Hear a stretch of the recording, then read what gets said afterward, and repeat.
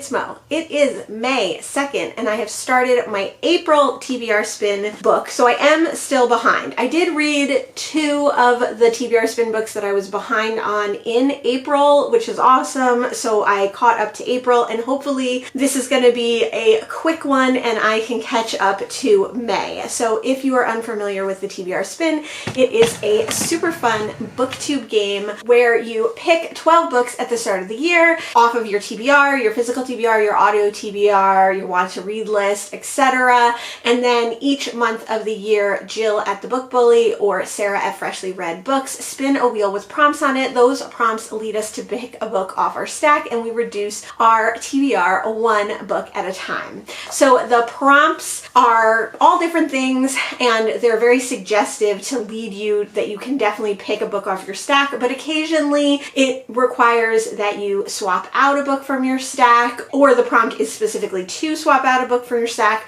So you always have opportunity to like play around with it and be adding books and be subtracting books from your stack. In January we had 12 books, in February we had 11 books, etc., etc. They just did announce the May prompt that was on Sarah's channel. It goes back and forth between the 2 channels. So if you want to pick, I think it's 9 books and start with May, you're more than welcome to. You can pick 12 books and go back to the beginning. Obviously I'm behind, so I'm still reading my April pick. I vlog all of my TBR Spin books, and at the end of every vlog I pick the next month. So at the end of this vlog we will pick May, which is the month we're currently in, and then hopefully we will get back on track for June. In April my pick was Invisible Cities by Italo Calvino. The prompt was a book that a friend has been begging you to read. Now, no friend has actually been begging me to read this, but it is a borrowed book. I borrowed it from my BFF Isaac, and I'm planning on going to see him at the end of May, so I wanted to get this one read so that I could return it. I also have another book of his that I've already read but still haven't returned, even though I've seen him since I read it. So I get to return all these books. So it felt like someone or something was begging me to read this one. This is the second Italo Calvino book I've read. He was a Italian, actually I don't know if he's still alive, but I believe he has passed away, and he is a Italian modern classic writer. I read The Baron in the Trees, which is a very like dream-like fairy tale-esque story of a young baron who decides that he's never gonna set foot on the ground again and he's only gonna live in the trees. And throughout that story he meets people who tell him fairy tales or who tell him adventures, or he tells his younger brother adventures that he's gone on. So it has a very vignette slash short story feel to it, and Invisible Cities is very similar. Invisible Cities sees the Emperor Kublai Khan and Marco Polo coming together, where Marco Polo is this grand adventurer and explorer, and he goes back to Kublai Khan, who is stuck in his imperial kingdom, and Marco Polo tells him all about each city that he's seen. So the framing narrative is these passages that are in italics, and we're seeing Kublai Khan's thoughts, we're seeing Marco Polo's thoughts, we're seeing their interactions, and then each chapter or each part is a different city that Marco Polo visited and is explaining and describing to Kublai Khan. So we have little tiny vignettes. Some cities get half a page, some cities get 2 pages, some get a very little bit, a very lot, or a lot, and they're all these very dreamlike, ethereal descriptions of places. Sometimes they make sense, sometimes they are physically possible, sometimes they're impossible, sometimes they're cities of gold, sometimes they're cities of destruction, sometimes they're cities of feelings or emotions. And I've gotten about almost half of the way through this book, and I did put it aside, partly because I didn't have a chance to film this intro yet, but also partly because I'm in the middle of quite a few books. But I'm really enjoying it. It's super easy to read. It's easy to fly through. So far, it's not a book that I think I'm going to remember every city that we talk about or every passage, but I'm going to remember the feel of it, the feel of adventure, the feel of exploration, the feel of how each city speaks to you in a different way. And that's kind of what Marco Polo is saying. Kublai Khan's like, well, these cities are so fantastical, these cities are so magical, I could invent a city, but that Marco Polo is saying, yes, you could invent a city and see if it exists, but it won't exist in the same way, because the way that you identify with the city, the way that you feel for a city, is because of how you visited the city and who you are when you visit the city. So I love that aspect of it too, that it is all about cities and exploration and travel. I definitely feel that way about places that I visit, you know, like I love to come to a new city and explore it and find out what its vibes are or what its people are like, and then maybe I visit that city again and it feels differently or has a different tone to it than the one that I had previously had. Or some cities are just magical and they grow on the magic every time you visit them. I love New Orleans, and every time I go to New Orleans I find a different magical aspect of New Orleans to fall in love with. So I'm really enjoying this. I'm definitely looking forward to sitting at a cafe, to sitting on the porch, reading this, watching people go by, and I'm definitely looking forward to finishing it. So let me know in the comments below if you've read this book or any other book by Italo Calvino, and when I read some more of Invisible Cities, I will let you know.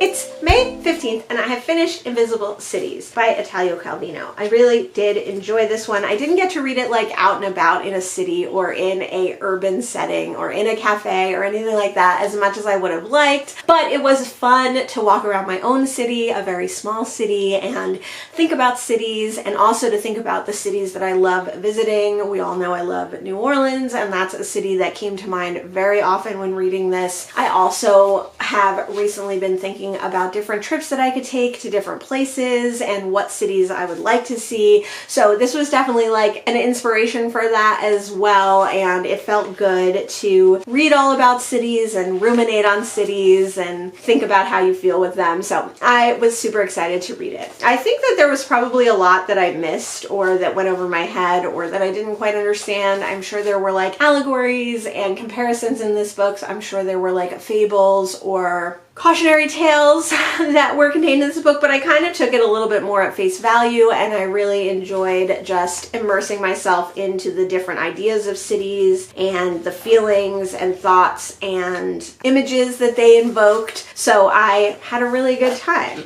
I would have gotten through this one a lot quicker if I wasn't trying to update this vlog. I kept pausing this one to update the vlog or to read something else and update a different vlog, which is never good for my reading. Like this book probably I could have read in just a few days or at very least like a week or something, but because I had this idea that I wanted to read it in a city setting, or because I had an idea that I wanted to read it, you know, outside, or because I had this idea that I should wait to like update you on how I was doing with it, I never let myself get fully immersed in it, and I never like read it as quickly as I would have liked. I don't think this book suffered from that because it's such a vignette-y book, because it's told in these little snippets, these little bits. I don't think that the reading of this book suffered, but maybe my enjoyment of the experience of reading it suffered a little bit because I would have to get back in the mindset. A book like this, a dreamy, ethereal, fairy tale-esque book like this, is so nice to like lose yourself in and to just be immersed in and just enjoy with no expectations.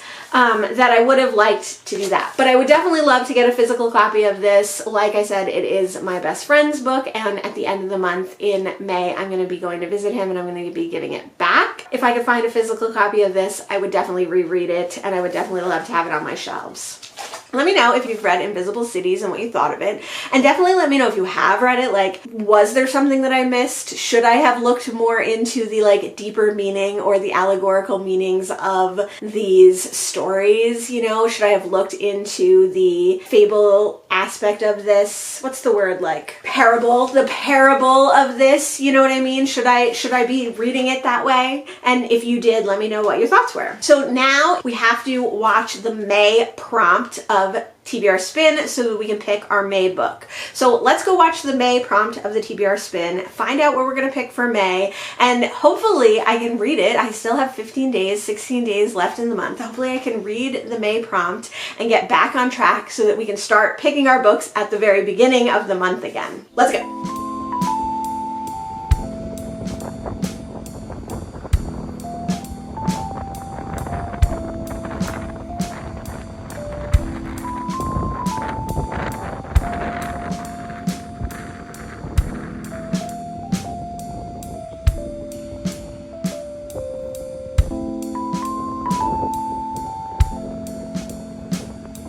So the prompt for May was on Sarah's page. I did watch most of the video actually because she also did like an update on her move and everything, so I wanted to make sure that I watched that video, but I didn't watch the actual prompt part. So while we're waiting for my computer, which takes a long time to do that, let's talk about the books that I have on my TBR Spin. The Dead Take the A Train by Cassandra Khaw and Richard Kadri. This would be a good one to read this month because it is horror mayhem. I've never read any Cassandra Khaw, so it also fits in with American, Asian, Native Hawaiian, and Pacific Island Heritage Month. I have The Stationery Shop by Marjan Kamali, Her Body and Other Parties by Carmen Maria Machado. This I think has a horror bent as well, so this might be a really good one. I haven't read a book of short stories since last month. The Spirit of Science Fiction by Roberto Bolaño. Not horror, but sci-fi is always cool. Split Tooth by Tanya Tagaq. I don't think this is horror, but it could be. Build Your House Around My Body by Violet Coopersmith. How to Love a Jamaican by Alexis Arthurs. And finally, The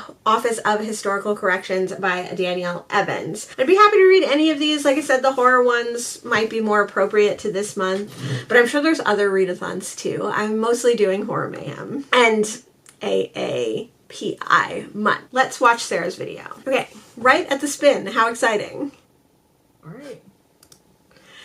Okay, interesting. So the prompt was to read a book recommended by ChatGTP, and Sarah tried putting in all her books and asking like pick one of these books, and it just gave her a synopsis, but then she said pick one, and it picked one for her. I'm not gonna do that.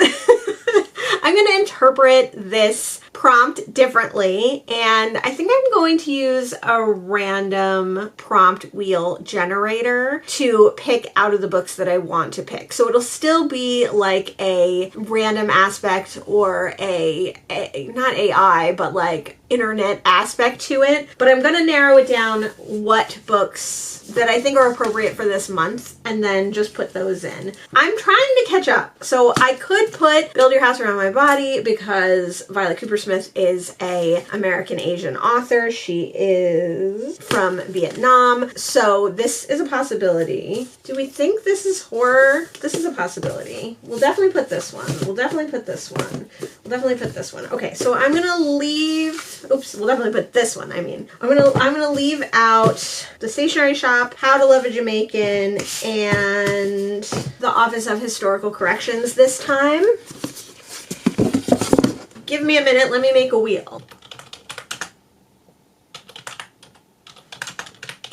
I found a random, it's called Wheel Picker, wheelpicker.com, where you can put in your prompts. I put Build Your House for Build Your House Around My Body, Split Tooth for Split Tooth, Sci-Fi for The Spirit of Sci-Fi Fiction, and Her Body for Her Body and Other Parties, The Dead for The Dead Take the A Train. So let's spin and see which one we get. Oh my god, I'm like nervous. I think in essence this is the same as the prompt wants you to do. Oh my gosh. Of course, it's Build Your House Around My Body, which is the one that I like didn't want to get because it's the longest, but I kept it on there specifically because I might have a chance of getting it. The whole point of the TBR Spin is to pick books that you wouldn't normally read, and I definitely would have taken a million years to get to this book if it weren't for this prompt and this readathon. So this is a really long book.